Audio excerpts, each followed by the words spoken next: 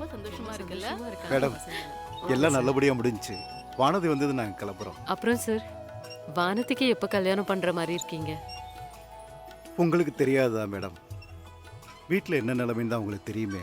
ம், எப்படியாவது ஒரு நல்ல இடத்துல வானதியை கரை சேர்த்துட்டா அதுக்கப்புறம் நான் நிம்மதியா இருப்பேன்.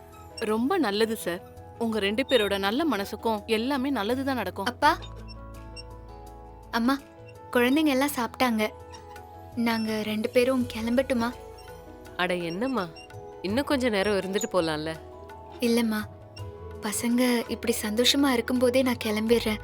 இல்லைன்னா நான் போறத பார்த்து அவங்க அழ ஆரம்பிச்சிருவாங்க. அப்புறம் என்னால அதை பார்க்க முடியாதுமா. இங்க இருந்து எத்தனையோ பேரு குழந்தைங்களை தத்தெடுத்துட்டு போயிருக்காங்க. வருஷத்துக்கு ஒரு தடவை ஃபோன் பண்ணி ஏதாவது உதவி செய்வாங்க. ஆனா நீங்களும் வானதியும் மட்டும் எல்லா குழந்தைங்களுக்கும் தேவையான எல்லா உதவியும் செய்றீங்க. உன் மனசு யாருக்குடா அம்மா வரும்? இங்க இருக்க எந்த குழந்தைக்கும் அவங்க பர்த்டே எதுன்னு அவங்களுக்கே தெரியாது. ஆனா நீங்க வந்தனால தான் பர்த்டேவா கொண்டாடுறோம். ஆனா நீங்க அவங்க இதை மறக்க முடியாத நாளா ஆக்கிடுறீங்க. இதுவே வேற யாரா இருந்தாலும் அம்மா, நானும் இங்க இருந்து போனவ தானம்மா. எனக்கு இப்படி ஒரு அப்பாவும் குடும்பமும் கிடைச்சதுனால தானே நான் சந்தோஷமா இருக்கேன். இல்லைன்னா நானும் இங்க தானம்மா இருப்பேன். உன் மனசு யாருக்குடா அம்மா வரும்? நீ ரொம்ப நல்லா இருப்ப. சரிம்மா, அப்ப நாங்க கிளம்புறோம். வரோம்மா. வரோம் மேடம். வாங்க வாங்க வாங்க சார். அப்பா, என்னம்மா இப்ப சந்தோஷமா? ரொம்ப சந்தோஷம்ப்பா. அப்பா, கடவுள் புண்ணியத்துல குழந்தைங்களோட பிறந்த நாளுக்காக நம்மளால முடிஞ்சதை செஞ்சுட்டோம். இத தொடர்ந்து செய்யணும்னு ஆசையா இருக்குப்பா. கண்டிப்பா நடக்குமா. வா போகலாம். சரிப்பா. ம்.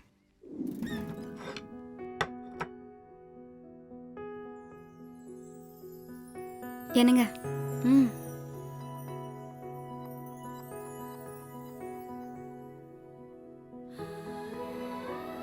அப்புறம் மேடம், கார்த்திக் இவ்வளோ சின்ன வயசுலயே பெரிய அச்சீவ்மெண்ட்லாம் பண்ணியிருக்காரு.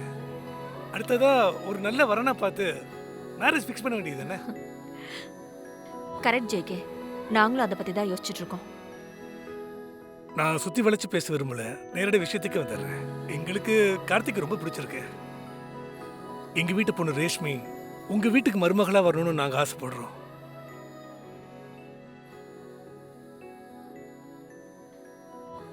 நான் இப்படி சொல்றேன்னு தப்பா எடுத்துக்காதீங்க.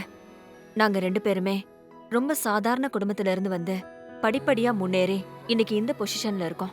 எங்க பிள்ளைங்க எல்லாருமே எல்லா சூழ்நிலைகளையும் பார்த்து வளர்ந்தவங்க. அவங்களுக்கு ஒரு சாதாரண குடும்பத்து பொண்ணதான் மேரேஜ் பண்ணணும்னு நாங்க அப்பவே முடிவு பண்ணிட்டோம் ஜேகே. போன வருஷமே 2 இடத்துல இருந்து சம்மந்தம் வந்தது. இப்ப நாங்க உங்ககிட்ட சொன்னதை தான் அவங்க கிட்டயும் சொல்லியிருக்கோம். நீங்க இத கேட்டது ரொம்ப சந்தோஷம். நீங்க ரேஷ்மியை ரொம்ப நல்லா வளர்த்துருக்கீங்க. அவளோட அழகுக்கும் அறிவுக்கும் அவளை பார்த்த உடனே எல்லாருக்கும் சட்டுன்னு பிடிச்சு போயிரும். ரேஷ்மிக்கு ரொம்ப நல்ல இடமா அமையும். நான் உங்களை சங்கடப்படுத்துறேன்னு நினைக்காதீங்க. இது எங்களோட விருப்பம். என்ன மேடம் பெரிய வார்த்தையெல்லாம் பேசிக்கிட்டு? எங்கள் வீட்டு பொண்ணு உங்கள் வீட்டு மருமகளாக வாழ்றதுக்கு கொடுத்து வைக்கல, அவ்வளவுதான். உங்களோட இன்டென்ஷன் தெரியாம நானும் கேட்டிருந்துக்க கூடாது இல்லையா? உங்க நல்ல மனசுக்கு நீங்க நினைச்ச மாதிரியே கார்த்திக்கு ஒரு நல்ல பொண்ணா கிடைக்கும். ஓ, கதை அப்படி போதா?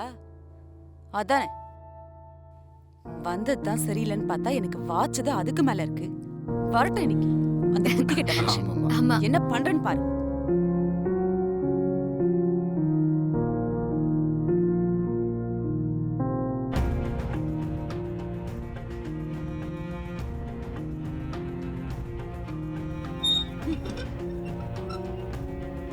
வாங்க. போன வேலையெல்லாம் நல்லபடியா முடிஞ்சுதா? என்ன பாக்குறீங்க? மிச்சம் மீதி ஏதாவது பாக்கி இருக்கா? ஆமா, யாரு சொத்து எடுத்து யாருக்கு தானம் பண்றது? உனக்கே வாழ வழி இல்லாம இருக்க, உனக்கு எதுக்கு இந்த தேவையில்லாத வேலை? வாய் மூடு. இப்ப எதுக்கு அவளை பேச வேணாம்னு சொல்றீங்க? அவ என்ன தப்பா பேசிட்டா? அமுதா, வானதி நீ உள்ள போமா.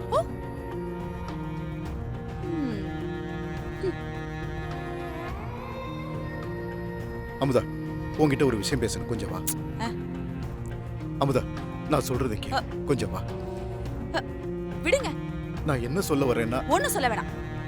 உங்களுக்கு ஏதாவது இருக்கா? சொல்ற பேச்சு கொஞ்சம் கூட கேட்காம அவளை நீங்க இந்த வீட்டுக்கு கூட்டிட்டு வந்ததே ரொம்ப தப்பு.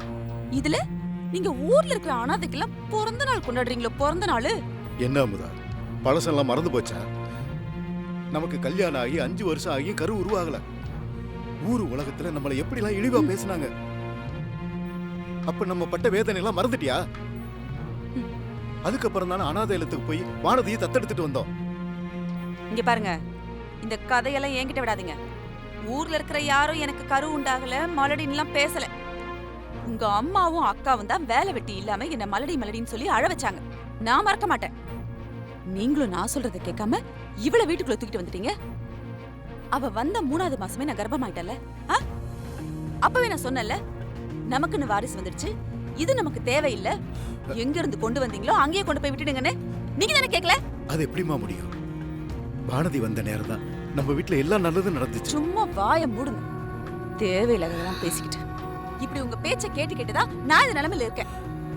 இவளுக்கு ஏதாவது பிறந்த நேரம் தெரியுமா? ஜாதகம் இருக்கா? ஊர் பேர் தெரியாததெல்லாம் வீட்டுக்குள்ள கொண்டு வந்து வச்சுக்கிட்டு அவ கிட்ட நேரம் தான் நம்மளையும் பிடிச்சு ஆட்டிட்டு இருக்கு. கொஞ்சம் கூட ஈவு இறக்கலாம பேசாத அமுதா. போதுங்க. நீங்க காட்டின ஈவும் இறக்கமும் ஓட்டின காக்காயும் அதெல்லாம் எனக்கு தேவையில்லை. இங்க பாருங்க, இதுக்கு மேலையும் அவளை இந்த வீட்டுல வச்சுக்கிறதுக்கு நான் ஒத்துக்க மாட்டேன்.